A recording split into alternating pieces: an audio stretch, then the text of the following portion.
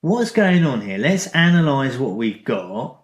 What is the problem? It was Yeah. great in my head. Yeah. It's a great idea. Sometimes it just does not put itself It off. was great on paper. The mood board is totally inspiring. But it's I'm not working. super pumped, but it's rubbish. This is the Rising High Extended Tea Break, the game dev podcast bringing you the best practical, actionable advice for indie game developers. Brought to you by RisingHighAcademy.com. The kettle's on, so let's go listen in. Hey there, welcome to the Rising High Extended Tea Break. I'm Kevin. I am joined with Gilly today. Hello, Gilly. Hello. How you doing? I'm doing all right, thank you. Did we bring No, I knew you were going to ask biscuits? that. Right, okay, let's move swiftly on. What are we going to talk about today? I thought we'd head for some prototype talking today. Good idea. So prototyping, one of the critical stages of any project for me. We've got our idea. Yep, you've got your idea. What do we do awesome next? Game. What now? What now?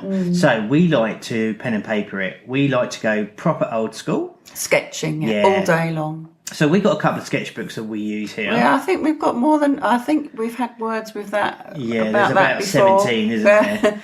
You keep saying, "Can we keep to one?" And That's right. kind of all over Well, I the like place. to keep to one because then I know which one to look at. If I've got 17, and what will happen is often we'll go back and go, I know I did a little sketch of this somewhere. Where on earth is and it? then we've got 3 hours of the day flicking through blooming pages. So I like to keep to one, but that's cool. So we've got our sketchbooks, right? And we use those to record all our ideas down when we've got that sort of that base seed of an idea for our game that we're going to build. Yeah. Now, keeping them in a book rather than a post-it note or anything like that, it means that we can revert back to them later on. And often, if we go back to these books, it will spark another idea. Something else. There's been times where we've grabbed a sketchbook, looked at it upside down, and that's just transformed the whole project because we've seen it in a different light. And it's just a different way of looking at stuff. But anyway, so back to the sketching. We will sketch normally it would be like sort of like the opening level or something like that. Yeah, I just kind of grab kind of a level idea that's rolling around. Yeah, maybe a character as well. Something like that. Something almost iconic to what we're going to try and build that encompasses the whole thing in one little sketch. Yeah. And everything will run from that. Now, these sketches can be anything. It doesn't have to be a work of art, anything like that. Oh, definitely not a work of art, not No. where my sketches are concerned. The less said about that, the better. No, you're a good little drawer. I like your drawings. Anywho's, so once we got the sketches, these can take between 10 minutes and an hour. I don't like to spend a long time on this because I like to jump straight into our software. Yeah. Now, our software of choice is Buildbox. It's an awesome bit of kit made by my good buddy Trey Smith. It's a drag and drop game builder, and I highly recommend it for anyone starting out. A real good tool It is, for non-coders. yeah. I mean, if it's something I can use, then it's a Now, good thing. don't be so hard on yourself. You are funny. So I'm not a coder. I can read code. I can kind of understand what it does, but I can't. I think you get your way around okay. Yeah, but I can't write it. I couldn't No. sit down if my life depended on it and write any sort of scripting. So my background is graphic design. So graphics side of things, we do all the graphics in-house. Well, I do them. And that's good for us. That works for us. So Buildbox is a fantastic tool.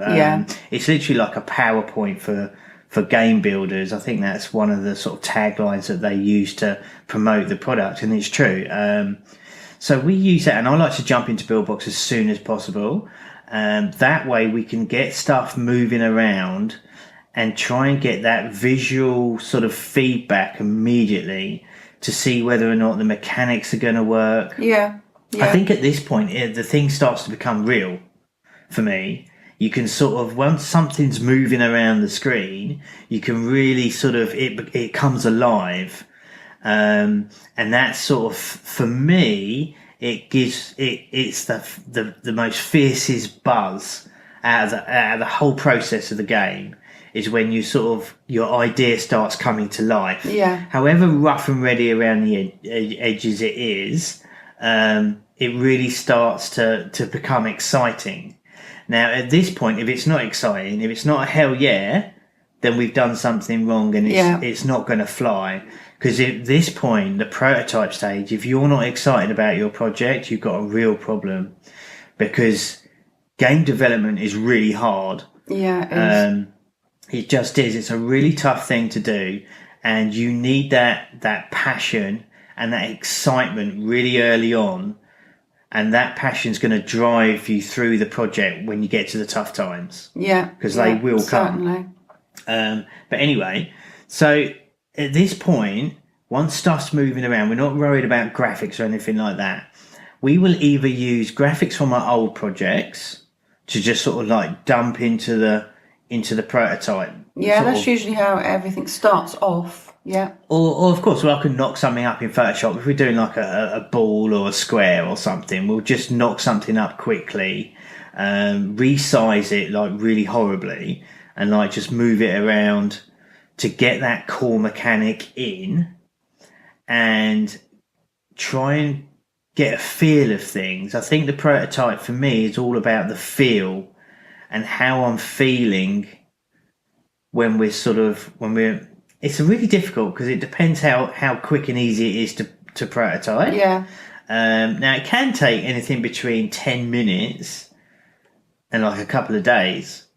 It's a tricky part because a lot of this stuff you can't tell whether it's going to be any good until you've got a little bit further on. That's right, yeah. because it's like I know we've looked at several things before now, and after a while you just know. Yeah, it's not going to work. That's right, but you have to push through this part. You've got to get that. I always sort of refer to it as like you need to get like one complete level in. Now that level can just be one screen. Yeah. It doesn't have to be, you don't go ahead and build 20 levels to see if it's okay. I'm looking for that one screen that encompasses the whole game. And from there we will build out from that. Yeah. Now this as we said, this thing is really critical, and it could take a day, it could take 10 minutes, it could take a week. I mean, we've spent a good or best part of a week on a prototype, just trying to get the mechanics of it just like sweet and get it feeling nice. And a lot of the times when we're doing the prototyping, we do something weird, or we make a mistake, or I'm trying to do one thing and something else happens. And I love that. We call them like a happy accident. Yeah, that's right. We've had quite a few of those. Yeah, where we completely fluke a mechanic or fluke something that we weren't intending to do, and we wholeheartedly embrace that.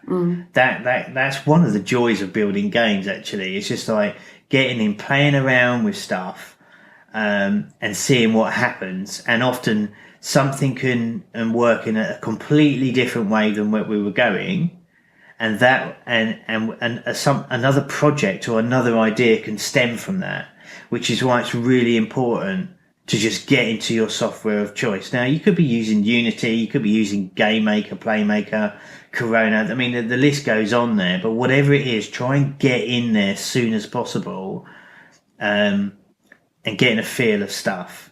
So that's the sort of the start of it all for me. I think at this point as well, as soon as you possibly can, is try and document what you're doing. So as soon as you've got some sort of working-ish prototype, whatever that may be, try and sort of screenshot as you go. And it's a really difficult thing to get your head around because you're really inside getting everything working. But the sooner you can start documenting everything, it gives you ammunition and content to put out on your website or something like that, right? What about people who don't have a website though? Well, we can, I think they're easy enough to set up. Yeah, I think in this day and age, a website's pretty much a no-brainer, isn't it? I mean, the golden... I mean, I know there's a lot of people who have, I don't want to share what I'm doing because someone's going to nick it or someone's going to steal my idea. And the truth of the matter is, like, ideas are worthless without execution. Yeah, that's true. It's the way you execute. And honestly, if you're your idea is probably not unique. It's probably been done before, like we talked about in the game ideas episode. It's like it's already done before. Yeah, it's probably some variant of something else that someone else has done, and it cracks me up a little bit to say, oh, I don't want to show you what I'm working on. It's top secret. It's just like, well, how are you going to get people excited about this thing? You know, your enemy is not other developers. Well, it's yourself, really. It's yourself, and the attention. You need attention. You need to get the word out there, and you need to start building some sort of buzz around your game as early as the prototype stage. And it sounds kind of weird and quite an alien concept, but this is what we do. As soon as we've got something to show, we will share it on our social channels, because if one person shows a little bit of interest, that's a result for me. Well, we've gleaned a lot of ideas actually from other people saying, commenting. That's the other side of it as well. You get some random dude on Twitter going, "Yeah, that's cool. Why don't you make his head bigger, or maybe you can flip through that door?" And it's just like, that's actually a pretty good idea. Yeah. Because you get so consumed in your own ideas, often it's difficult to remember, that to be open to other ideas as well. So I really like the idea of sort of like screenshotting and just putting out any sort of teaser video during the prototype stage. I think it's a great idea, and it builds up your content, like we said before. It's like any sort of social media teasers you can put out really early on can be really beneficial. And the other aspect of this is that it keeps you accountable. If you can get one person to like be interested in your game and you're putting it out there to the world, there's a lot to be said for public accountability. Yeah, see, it's very easy, isn't it? If you're stuck or you come across something you can't quite figure out, it's easy to sidestep onto Facebook or... Oh my goodness, yeah. I mean... and you've lost hours. Yeah, I mean, I think that's another episode all in itself about keeping focus, to be honest. But yeah, so I think... so we would go to pen and paper straight into Buildbox for us. Get something moving around, and then throw it out sort of on our social channels to see if we're onto something. Yeah, something else we haven't mentioned yet. I know we've mentioned sketching, but we do mood boards too. Great point. Which is a nice way of kind of getting together a collage of all how you vision your game to be. Absolutely. Yeah, absolutely. I mean, colours as well. Yeah, I think at this point, again, I think it might come across as we keep talking and airing our little conversations here that we are so organic in the way we work. There's no sort of definite plan of what we do. Everything how we build our games is entwined and interchangeable in the steps. The mood board, of course, I mean, that's a massive part. I think it can help you it helps you set the mood of your game. It depends what kind of world you want. Absolutely. I mean, that is the very essence of what it is. Yeah. So for when we're talking about mood boards, we're talking about, we will go onto the internet and start looking. Let's take Caves for an example. When we're building our game Caves, we would go on to Google and type in Caves. And then we will start collating pictures, whatever they are, whatever takes our fancy, whatever inspires us, and we will screenshot that picture and put it in one central document, which is essentially our mood board. And after a few hours or however long it takes, we will end up with a big collage of all images relating to Caves. Yeah. Well, I remember Caves started off as a sketch. Yeah, it did. And then we kind of went on from there to looking at Google and kind of colouring it up in our heads. That's right. So it's all about gathering that sense of what this thing could potentially turn into. And And that gives you more ideas as well. That's The right. more you look at caves, you think, oh, look, we haven't thought about that. And Exactly. like the drips we put in. Yeah, quite. Yeah. And of course, Google's a nightmare when you start surfing around because you go down so many rabbit holes. That's hours in itself. Yeah, that's Google. hours. But it's hours well spent actually at this point, because you can actually get some really, it can really fire up the imagination. And like you said, well, it was a really great point. It's just I hadn't thought of that. And it just opens you up to all these possibilities. So when the prototyping, when we're underway with the prototyping, the mood board is a real good leveler and something to refer back to. Yeah, definitely. And in terms of style and ideas, and a lot of, if we're building our levels, that's usually a really great reference point to look at and to say, oh, hold on a minute, where we've got these, I forget what they're called, what are they, like stagulite. Stalagmites. There you go. Stalagmites. Yeah, I can't say it now. Not stagibites like I just said. My goodness, what on earth am I talking about? Stalagmites. Yeah, and all that stuff, and you see that, and you see the form of that, and you say, oh, hold on a minute, I hadn't thought of that, or often you can see like maybe you're moving things as well. We got bats in there as well that kind of just hinted at the atmosphere. Exactly. I mean, there's a lot of cliches that we use, but that's okay. I mean, it doesn't matter. But yeah, the mood boards are a massive part of what we do here. In fact, that would almost just go before we get into the software. Yeah. Almost, wouldn't it? We'll also look at other games as well to see, we'll do a search for like cave game or something. Let's run with that cave idea. Yeah, search through the App Store, see what's been done, and see what anyone else has done, because we can borrow parts from other games. We're not cloning them, we're not copying them. We are using them as a source of inspiration. We're looking for ideas. That's right, and that goes back to the ideas thing. So it's always this circle, isn't it, where we're constantly chasing our tails, as it were. When we're doing this development stage, this early part, or the prototyping, or whatever you want to call it.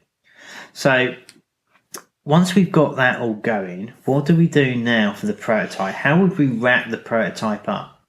Well, we'd certainly get a really rudimentary UI in place. Yeah, I think you can kind of say your prototype is kind of there once you can see where it's going. That's right. And once your mechanics are in, and you kind of got an idea on your atmosphere and your game type as well. Is it going to be? Is it like a runner game? Yeah. Is it a puzzly game? Yeah.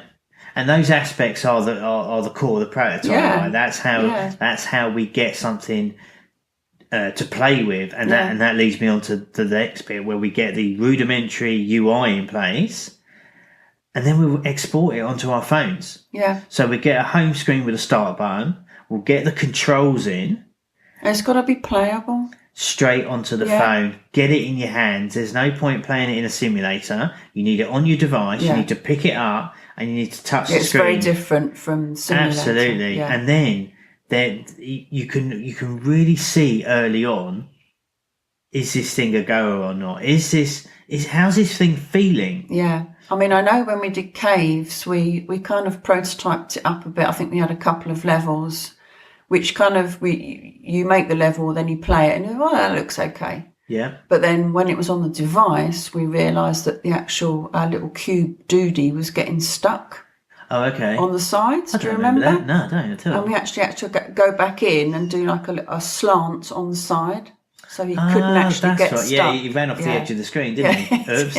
Yeah, but there's that, right? So we wouldn't have really... You wouldn't have noticed that. We could have gone away, on and on and on and on, and then realised, and it's like, oh my goodness, how did we forget about this? Or we didn't realise. But for me, the most important, obviously, the bug fixing and the snag fixes, and any sort of common pitfalls that will present themselves early on.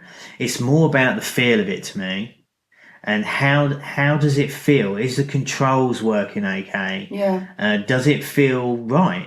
Does it feel right? Is it easy to control? I think the first test for us is does it feel clunky? Yeah, exactly. Yeah. It's just like, and that's where you can really sort of fine tune the prototype, and that really begins the game building process. At this point, if it's not feeling right, then it's like, right, turn the computers off. what's going on here? Let's analyse what we've got. What is the problem? It was great in my head. Yeah. It's a great idea. Sometimes it just does not put itself It off. was great on paper. The mood board is totally inspiring. But it's not working. I'm super pumped, but it's rubbish. And by doing this process really fast, we save a ton of time down the road because it's just like, okay, that's not quite working. If we can't fix it, then we have to do another. Yeah. Now, generally speaking, we don't bin much. No, we haven't binned a lot. No, we don't bin much at all. Even ones... I think you rinse it until you can't work anything out. Yeah, it takes a lot. And sometimes just a completely different mechanic. Yeah, exactly. I mean, I think it's worth mentioning that it can completely evolve, and I can't think of any examples off the top of my head, but I know there's games where we started out building one game, we ended up with another. Yeah, we ended up with something quite different, but that was only realised by getting into the software and having something to play with. So I can't emphasise enough. I can't say the word either by the sound of things. I can't emphasise enough that it's so critical to get that early software. Yeah, I think you can make a big mistake by just thinking, oh well, I'll fix that later. It'll be fine, and carrying on and building out. Yeah, and then realising 10, 12 scenes later, this is just not. That's right. I mean, when you think about when we built Glide, we stayed on one screen for the longest time because I just wasn't happy. I knew it would work. I knew it was going to feel right, but it just didn't. It wasn't working how I wanted, and it was kind of frustrating. You've got to have the patience to tweak.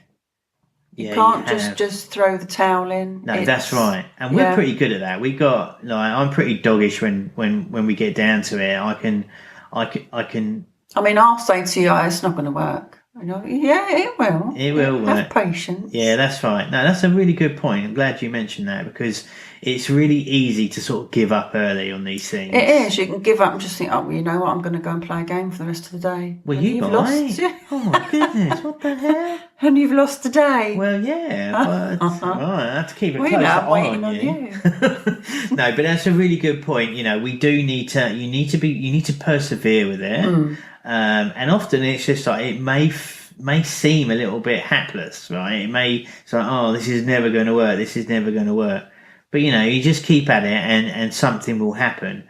We always say, like, if you want to be a game designer, design games, build the damn games, right? Don't think about it.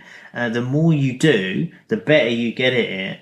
And jumping in early like this on the prototyping stage can really elevate your skills as well, and teach you a lot of good disciplines to go through and work towards shipping a product, right? You can't prototype for forever. No, this is it. I think a lot of people fall into the trap that their first game has to be perfect and it has to be a winner. Yeah. And it doesn't work like that. No, nothing could be further from the truth. You've got to practice, and just keep honing in on everything. And as we said before, the more you do, you might fluke it, and flukes happen way more often than it's not just that. The more you do, the more experience you get in what software you're using, what you can do with it. That's right. You go, oh, hold on, I didn't know you could do that, or maybe that works better than I hadn't thought of that, and all this kind of stuff.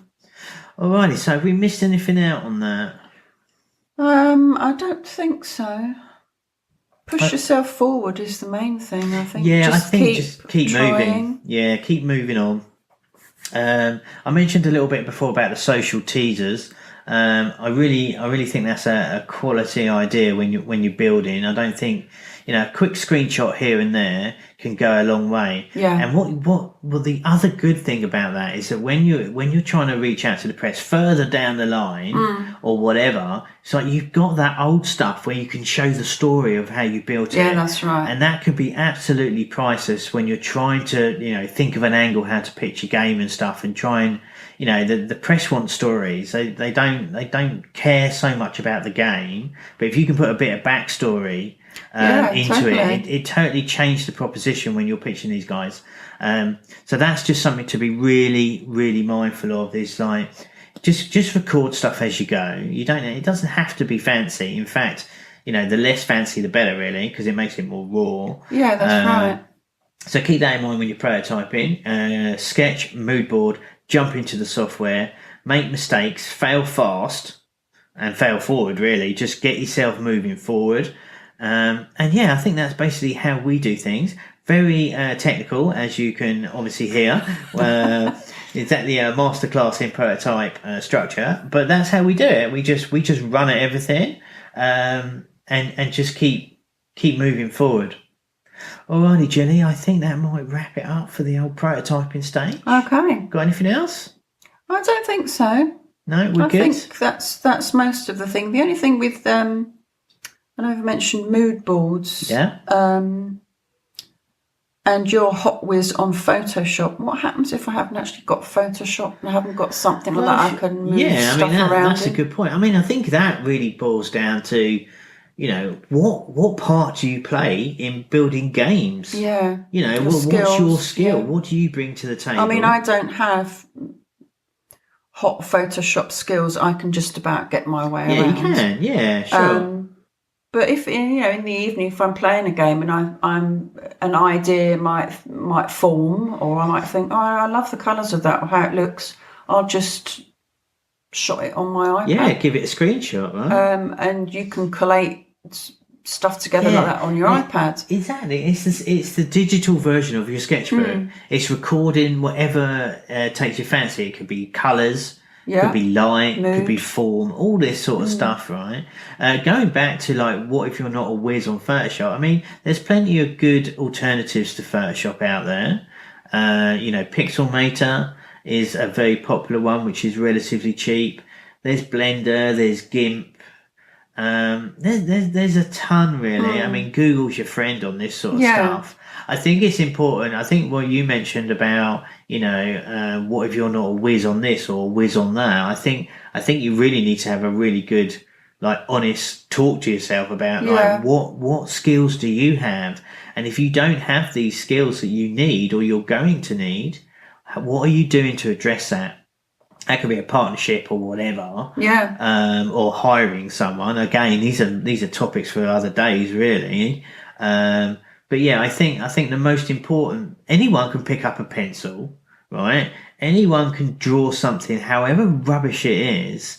But for us, it's like it's getting from that mental idea stage into something your physical that you can look at, and then moving on to that sketch onto something digital that ultimately within no longer than a week you've got on your phone. And you can sit down and just tap away and go, okay, there's something to this or whatever. Okay, so I think we'll wrap that up. Thanks for joining us today. Hope you found that helpful. As always, you can reach out to us at RisingHighAcademy.com. Drop us a question if you want to talk to us, or check out all our training materials. And we will return on the next episode, hopefully with biscuits. I'm actually I'm not that confident. I've got to be honest, Jilly. You're not, are you? Not really. But I can always hope one day, you perhaps. Can hope. Yes, you can go hope. That was very nice, wasn't it? Anyway, okay. Thanks ever so much for listening. We will see you next time around. Yes, thank you. You've been listening to the Rising High Extended Tea Break. To learn more about the resources mentioned in today's show, or to find out more about the Rising High Academy, visit RisingHighAcademy.com. That's RisingHighAcademy.com.